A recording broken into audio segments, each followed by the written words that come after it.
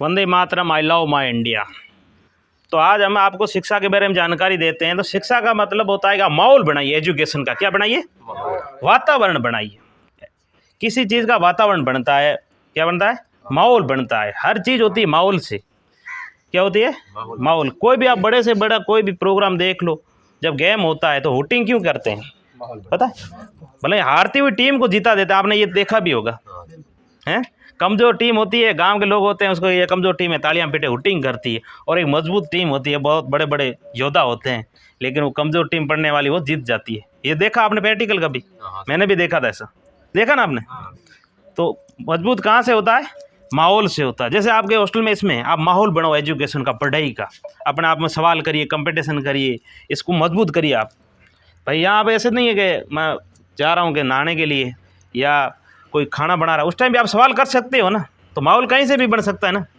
वो बोलते हैं कि खाना खाने से पढ़ाई का डिस्टर्ब होता नहीं, होता है, होता है नहीं। तो आपको इस हॉस्टल के अंदर एक माहौल बनाना, वातावरण क्रिएट करना है कि अच्छे हॉस्टल के, कि यहाँ एक अच्छे पढ़ाई हो और आप में से कोई क्रीम निकल के बड़ी पोस्ट के अंदर जाए, तो आपकी फैमिली और इस हॉस्टल का आपको कितनी खुशी मिलेगी, आप माप सकते हो कोई।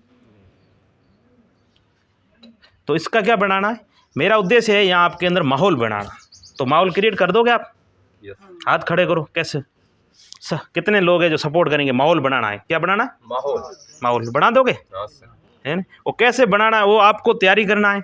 और बाकी जो यही चीज़ें, कुछ ऐसी प्रॉब्लम हो तो मेरे को थोप दीजिए। आपकी प्रॉब्लम सॉल्यूशन, मेरा नाम यही क्या है, प्रॉब्लम सॉल्यूशन।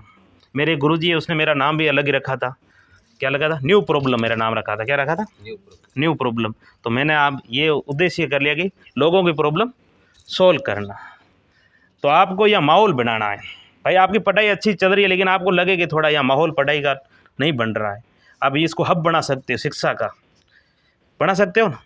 बहुत इंटेलिजेंट हो, आपके जो मुस्कुराहट और चेहरे के ऊपर जो उमंग देख रही है पढ़ाई की, ऐसी मैंने तो अभी तक कहीं नहीं देखी आज तक, है ना। सब एक से एक बढ़कर योद्धा हो पढ़ाई के, है ना। तो आप खड़े होइए सर।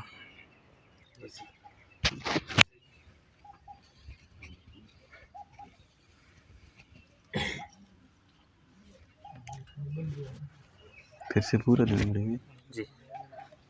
आपका क्या नाम है? नाम नरसिंह, पिता का नाम? मोहन राम। अच्छा, class? Class B second year. गांव सेडवा। सेडवा से। अच्छा, कितने टाइम से हॉस्टल में रह रहे हो? हॉस्टल में तो कम से कम मेरे को 1.5 साल हो गए। 1.5 साल होगी। तो शिक्षा पढ़ाई कर रहे हो आप? हाँ। अच्छा, तो क्या टारगेट है आपका? टारगेट तो प्रशासन में जाना सर। किस प्रशासन में? क्या प्रशासन, क्या होती है? पुलिस कह सकते हैं। पुलिस में? हाँ। अच्छा, तालियां पीटो भाई समय के लिए। और इनकी जो फिजिकल लग रहा है, ये पुलिस में भी बड़ा अफसर बनेगा। क्या बनेगा? एक छोटी पुलिस, आप लोग बहुत अलग है, कांस्टेबल होता है, हेड कांस्टेबल होता है ना, 3 स्टार से यही होता है, फिर डिप्टी होता है, उससे भी बड़ी पोस्ट ये लेंगे। इसका ये टारगेट मेरे को करना है। क्या करना है पुलिस के अंदर भी? अब वो आपको दिमाग में सेट करना है, क्या करना है कि मेरे को बड़ी पोस्ट के अंदर जाते कितने पापड़ बेलने पड़ेगी, कितनी मेहनत करनी पड़ेगी, ये डिपेंड ऑन योर माइंड। हो जाएगा बिल्कुल। तो इनका जो मजबूत हौसला है, उसके लिए आप इनका सपोर्ट करना और मैं भी सपोर्ट करूंगा। इनको डीमोटिवेशन होए तो आप इनका सपोर्ट करना है। क्या करना है, ये अपन का एक फ़र्ज बनता है, माहौल बनता है ना। अभी मैंने माहौल क्या बनाया, तो आपको बहुत अच्छा कांग्रेचुलेसन। आप अपने लक्ष्य पर दृढ़ रहे, निश्चित रहे। धन्यवाद। और कोई अपना लक्ष्य लेके आए तो बताइए। है पीछे से कोई सर, आ जाओ। डरिए नहीं, कैमरा कैमरा को चुप में रख रहे हो। वंदे मातरम, आई लव माई इंडिया। कैसा लग रहा है आपको शिक्षा के बारे में? शिक्षा के बारे में अच्छा लग रहा है। अच्छा लग रहा है, बिल्कुल। क्या टारगेट है आपका, किस विभाग में? बेल्ट में। अच्छा, बेल्ट बन। सारे बेल्ट बन के अंदर जा रहे हो। बेल्ट बन कौन सी? बेल्ट एक तो आर्मी है, इंडियन आर्मी सबसे पुलिस में जाना चाहते हो, बहुत अच्छी पुलिस में जाना चाहते हो तो। अच्छा, क्या नाम है आपका? इंटर परिचय दीजिए पूरा। मेरा नाम खेताराम जी, पिता का नाम डल्लाराम, गांव शिव जी। तो आप पुलिस के लिए कैसी तैयारी चल रही है आपकी? ठीक, अच्छी चल रही। अच्छा, अगर कोई कन्फ्यूजन हो तो हमसे सवाल कर सकते हो आप, ऐसा कोई दिमाग तो अब कुछ है नहीं। कुछ नहीं, बहुत अच्छी बात है। थैंक यू, बैठिए आप। और कोई आगे अपना परिचय देना चाहता है? कोई संकोच हो तो ऐसे डरो मत आप, उदाहरण एक और कहता हूँ आपको, मैं किसी को बताना चाहता हूँ कि पढ़ाई में आपको शर्म नहीं करनी है। क्या करनी है? एजुकेशन। आप सवाल पूछिए गुरुजी से, इतने सवाल पूछिए कि गुरुजी को आपको अच्छा लगेगा, अच्छा स्टूडेंट है। सबसे ज़्यादा सवाल पूछता है ना, वो अच्छा स्टूडेंट होता है गुरुजी के लिए, ये भी ध्यान रखना। ऐसे बोलते नहीं कि पूछता नहीं हूँ, पीछे बैठता हूँ, ये नहीं होता है। आप पूछिए, अपना परिचय दीजिए, इंट्रोडक्शन दीजिए जी, अपना परिचय दीजिए। मेरा नाम पार्समल है। जी। मेरे पिताजी का नाम गोमाराम जी और मैं एक छोटे से गांव कोलू से हूँ, जी तहसील बाईतू और जिला बाड़मेर। जी। कैसे चल रही है आपकी पढ़ाई? बढ़िया चल रही। कौन से कॉलेज में पढ़ रहे हो? PG college. अच्छा, पीजी में सेकंड ईयर है? BSc second year. बीएससी से। हाँ। अच्छा, तो आप किस विभाग में ऐसा दिमाग में है कि मैं इस नौकरी लेना चाहता हूँ? सर ऐसा है कि मेरी तो शुरुआत से ही, मैं जब 12th में था जी। तब से ही मुझे टीचिंग फील्ड में जाना था। टीचर बनना। हाँ। अच्छी बात है, आपकी सोच है वो तो पहले की सोच है ना, उसी के ऊपर आप कायम रहिए हाँ, और आप बन जाओगे। और मुझे प्रोफेसर के पद पे जाना है। अच्छा, हाँ। बहुत बड़ी तालियां बेटी भाई साहब। बहुत बड़ा सपना लेके आपके साथ बैठा। बॉडी बिल्डर भी है और सोच भी बड़ी रखता है ना? इतना शरीर बड़ा है ना, इतना भी इनका सोच भी बड़ी होती है। हमेशा सोच, आदमी ये सोच के ऊपर ही बनता है। आप कुछ भी सोचते रहोगे ना, वही बनोगे। अपन जैसे चीज करते हैं, ये पौधा ऐसा बनेगा, ऐसा बनेगा, आपको नक्शा नजर आ जाएगा। जिस चीज में आप जैसे ना, जिस चीज को सोचते हैं ना, आपको इस पत्थर के अंदर भगवान नजर आ रहा है, तो आप सोचोगे तो आपके लिए भगवान है। तो ये टारगेट होता है। आपको प्रोफेसर बनना है तो आप सोचते रहोगे प्रोफेसर प्रोफेसर, तो उसके बारे में मेहनत करते रहोगे और सोचते रहोगे तो बन जाओगे ना। तो सर मैं प्रोफेसर मतलब मेरा टारगेट है। जी जी लेकिन मैं मतलब किस तरीके से पढ़ाई करूं कि जी, वो जी। मुझे लक्ष्य मिल जाए। जी जी, बिल्कुल, ये आपका वाजिब सवाल है, हमारा उत्तर भी बनना है आपको देने के लिए। जैसे आप अभी तैयारी कर रहे हो, हाँ। ठीक है ना, तो अभी पहले आप टीचिंग लाइन में जा रहे हो।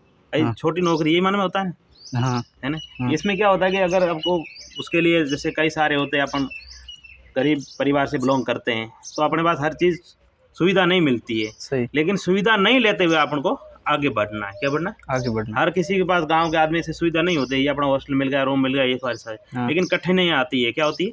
कठिन है। कठिनाइयाँ नहीं आती है। आर्थिक तो उसका जो स्थिति वो- सिलेबस है ना, हाँ उसको सिलेबस को आपको इस रूप से तैयार करना है, कि अपने रूप में तैयार करना है कि उसकी आपको याददाश्त कितनी रह सकती है। क्या रखते हैं? या 10 और आप 8-9 घंटे पढ़ाई करिए। कितनी? 8-9 8 घंटे घंटे। तो आपको स्टोरेज हो जाएगी। क्या हो जाएगी? यहाँ से स्टोरेज। स्टोरेज हो जाएगी। उसका जो सिलेबस है ना, उसको यहाँ स्टोर करना है आपको। हाँ क्या करना है कि भी आप ऐसा नहीं कि आप 18 घंटा पढ़िए। क्या पढ़िए? 18 घंटे, 10 घंटे पढ़िए आप। कितने? 10। और जो बाकी समय है नहीं, उसको आपको प्रोफेसर के बारे में सोचना है। जो अभी आप बता रहे हो ना हाँ। कि मेरे को पढ़ाई कैसे करनी, पढ़ाई तो आप कर लोगे, सिलेबस के हो गया, वो कन्वर्ट करो। लेकिन बाकी जो घंटे हैं ना, उसके बारे में आपको सोचना है, दिमाग को फ्री करके। समझ में आ रही मेरी चीज़? हाँ आपके प्रश्न का उत्तर दे रहा हूँ मैं। हाँ तो आप उसके बारे में सोचना है आपको। 8 घंटे पढ़ाई करनी है। हाँ। बाकी जो भी 1-2 घंटा मिलता है दिनचर्या के, उसके बारे में आप प्रोफेसर के बारे में सोचना है। जैसे आपके बहुत सारी शिक्षा यूट्यूबर मिलेगी, हाँ। जो प्रोफेसर है उनसे संपर्क में रहिए। आपको सोच रहे हैं तो ऐसा कम्युनिटी में जुड़िए। जैसे गुरुजी से मिलिए, ऐसे क्या मिलिए, जो प्रोफेसर आप कॉलेज के अंदर है उनसे आप मिलिए। आप डरिए मत। आप 1-2 बार गुरुजी से नमस्कार करो। क्या करोगे? गुरुजी नमस्कार। 10 दिन नमस्कार करो तो गुरुजी आपको अपने आप पहचान लेंगे। क्या बोले? पहचान लेंगे। अरे कैसा है, तेरी कैसे चल रही है पढ़ाई? तो गुरुजी मैं भी ऐसा सोच रहा हूँ। हाँ तो बढ़ जाएगा, गुरुजी यही बोलेगा। हाँ। तो बहुत अच्छा है। तो आप गुरुजी से संपर्क में आइए। क्या करिए? जो संपर्क। टीचिंग लाइन है, बहुत बड़े बड़े प्रोफेसर है, उनसे आप संपर्क में आइए। आओगे कैसे? मैंने आपको बता दिया ना। हाँ। आपको नमस्कार करना है, सर कैसे है क्या नहीं है, क्लास के अंदर बैठना है। प्रोफेसर आता है आपकी क्लास बढ़ाने के लिए, लेकिन पूरे बच्चे नहीं होते हैं। एक भी होता तो गुरुजी पढ़ाता है, ये भी ध्यान हाँ रखना। पढ़ाते। लोग बोलते हैं, उनका फर्ज होता है। गुरुजी है ना कि एक स्टूडेंट आता पढ़ाएगा। मैंने अभी आपने बोला था यहाँ आपके 40 स्टूडेंट रहते हैं, लेकिन आप 10-15 आ गए, तो मैंने कहा 2 भी आएंगे तो मैं सेमिनार करूँगा। हाँ बोला ना? सही। तो आप बहुत निश्चित रहिए, और जैसे मैंने आपको बताया उसके ऊपर चलिए, और आपको परेशानी हो तो मैं आपके वापस आता रहूँगा, सेमिनार करता रहूँगा। Thank you sir. जी, तो अपना एक ये सवाल तो होते रहते हैं, तो सभी अपना परिचय दे के चले जाइए एक बार। आप आ जाओ सर, अपना नाम, परिचय और टारगेट। जी। मेरा नाम दुर्गाराम, जी पिता का नाम भैराराम जी, जी जी गांव खारियातला। जी जी। मेरी 20 सेकंड सलाह रही है। अच्छा जी। और खेल स्पोर्ट में पीटीआई की तैयारी करना चाहता अच्छा, थैंक यू, बैठिए। पीटीआई के और आपका हो गया, आपका आ जाओ पीछे पीछे। पिलेटिस्ट क्या नाम है? मेरा नाम लूना राम जी, पिताजी का नाम पावरा राम जी। मैं छोटे से गांव खारी का करीमनगर रहने वाला हूँ। जी। यहाँ पढ़ाई करने के लिए आया। कॉलेज कौन से? कॉलेज करीम में जम्बेसर कॉलेज अच्छा, जम्बेश्वर कॉलेज में पढ़ रहे हो? हाँ। तो सेकेंड ईयर। अच्छा अच्छा, बहुत अच्छे जम्बेश्वर भगवान की कॉलेज में पढ़ रहे हो आपको। अब क्या लक्ष्य लेके आए हो आप? Lab assistant. अच्छा, लैब असिस्टेंट की, अच्छी बात है, बहुत अच्छा लक्ष्य लेके आए, बैठिए ताली बजाइए। और आप ऐसा क्या नाम है श्रीमान जी, मेरा नाम रमेश कुमार, जी? पिताजी का नाम ज्ञानाराम, जी, गांव काटिया, तहसील सेडवा, जिला बाड़मेर। बहुत अच्छा। क्या टारगेट लेके आए आप? सर हम टीचिंग लाइन में जाना चाहते हैं। अच्छा, टीचर की बात है, अच्छी बात है, बहुत अच्छी। जी, बैठिए आप। आपका हो गया? आ जाओ। क्या नाम है? सर मेरा नाम थाना राम है, पिताजी नाम लीला राम है, गांव रामदेव राय, ब्लॉक 5 लाख कोड़ती। और ठीक, क्या टारगेट लेके आए? टारगेट है आरएस का। आरएस का, वाह भाई साहब, पहला बंदा है आरएस के लिए।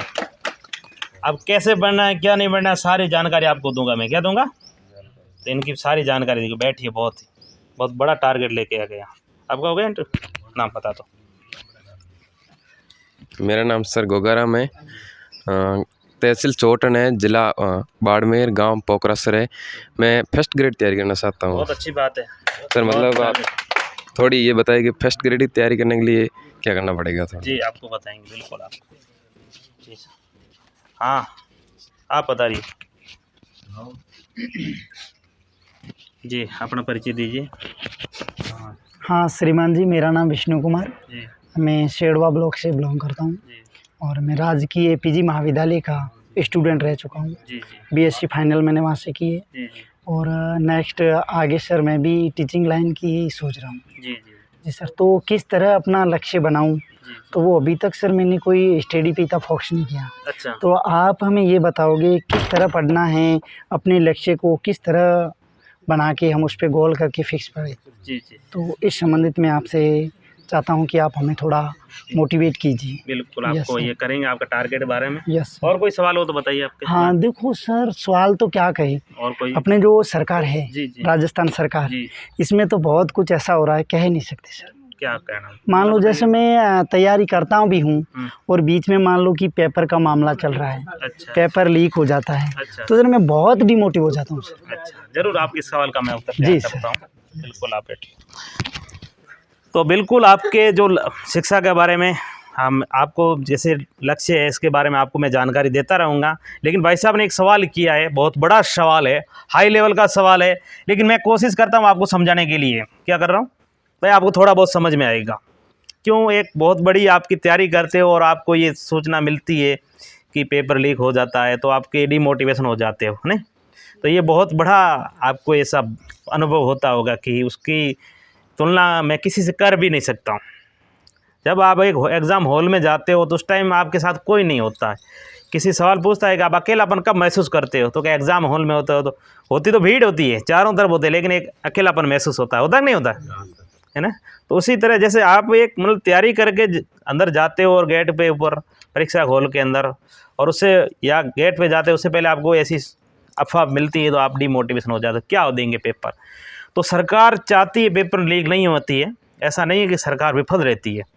सरकार हर कोई ये चाहती है कि हमारी अच्छा पेपर अच्छी तरह से हो जाता है, लेकिन किसी न किसी रूप में या कुछ अफवाहें फैला देते हैं। एक तो और ध्यान रखना, क्या होता है, कई चीज़ें क्या होती है कि किसी को डीमोटिवेशन करने के लिए अफवाहें फैला जाती है। तो आपको एक चीज़, अफवाह के ऊपर ध्यान नहीं देना है। पहली बात तो इसके ऊपर आप क्या करना है, आप अपनी तैयारी से जा रहे हो, आप ये सोचोगे नहीं पेपर लीक होता है कि नहीं होता। आपके पास जो पेपर आ रहा है उसकी तैयारी है और आपको पेपर देना है। समझ में आ रही है चीज़ है भाई? आप ये तो सोच के चलते हो, अब क्या करें, ट्रेंड चल गया, क्या चल गया कि पेपर लीक होगा, इंतजार करते हैं लोग न्यूज़ का, और कोई बैठा बैठा झूठी भी अफवाह दे देता है, नहीं देता है।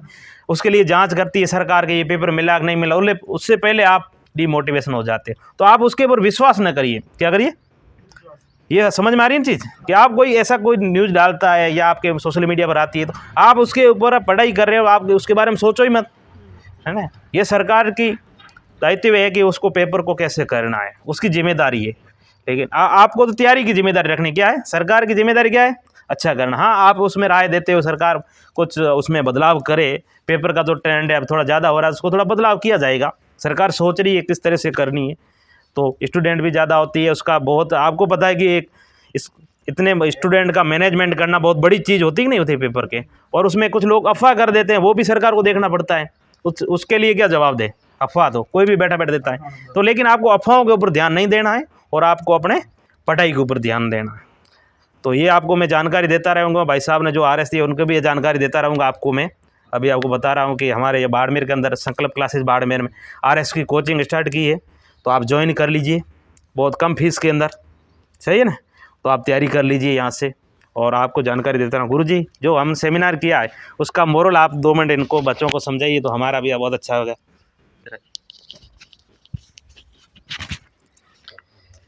तो गुरुजी अशोक जी आपको भी मार्गदर्शन करना चाहते हैं। सारे बच्चों को good morning. Very good morning.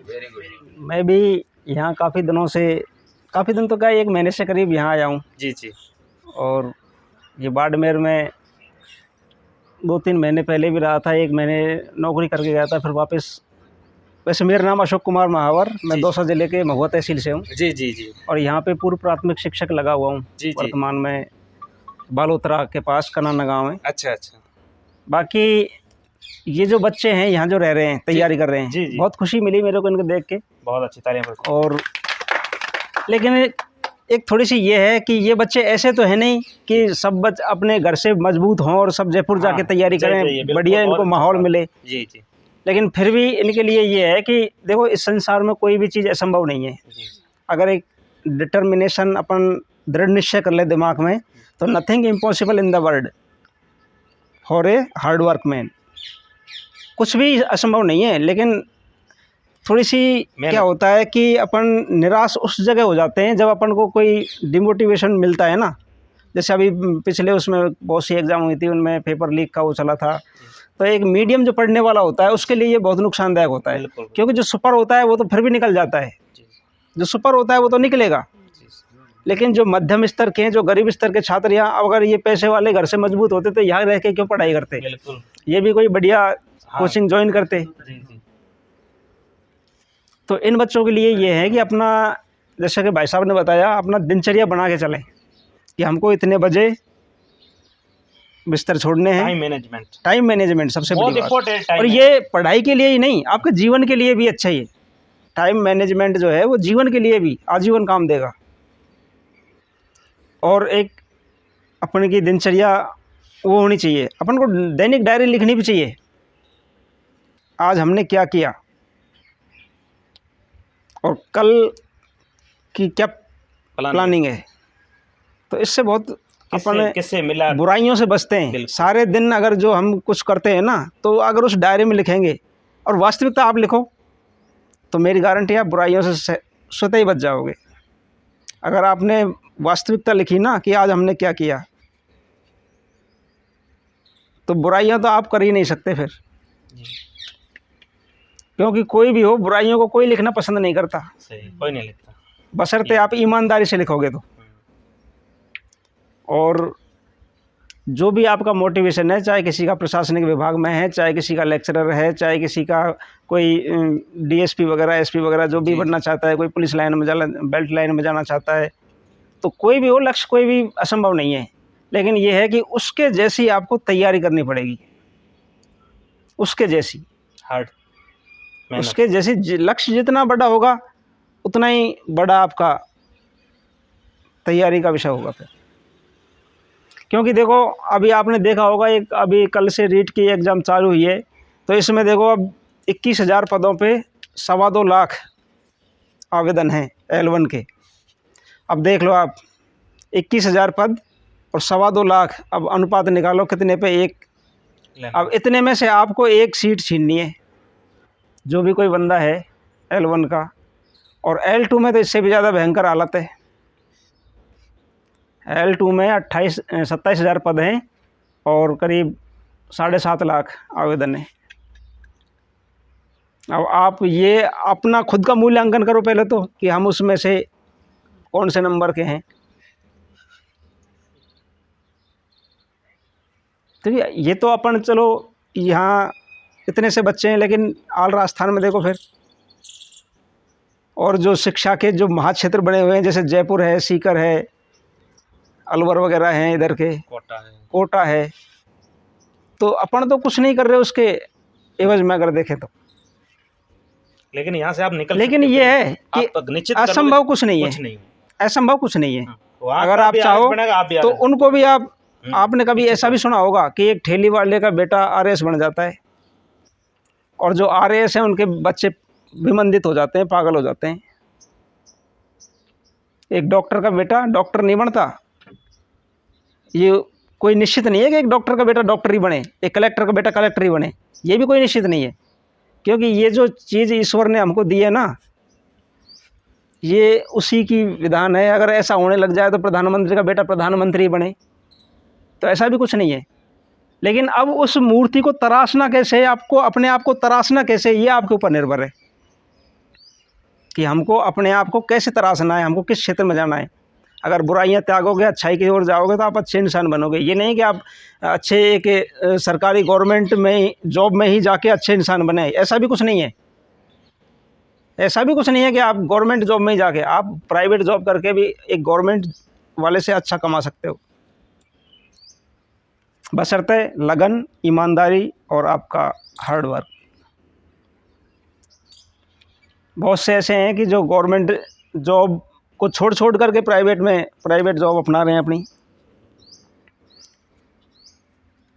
लेकिन ये होता है कि गवर्नमेंट जॉब में जाके आदमी निष्फिक्र हो जाता है कि अब हमारी नौकरी लग गई, अब हमको ये जॉब करनी है और अपने बच्चे पालने हैं, इतना होता है। लेकिन आप लोगों को देख के मेरे को भी बहुत खुशी है, और मैं आ जाता हूँ, या मेरा मन करता है मैं इधर आ जाता हूँ, तो अच्छा लगता है यहाँ आके। बाकी मैं भी यहाँ से एक 125 किलोमीटर दूर पार लूँ,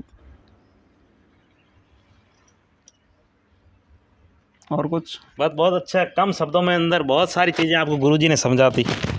गुरुजी के पास बहुत अच्छे तरीके से समझा दिया, मैंने भी समझा दिया। तो ये आप वीडियो कैसा लगेगा, लोगों को शेयर और लाइक सब्सक्राइब जरूर करें। वंदे मातरम, I love my India, thank you.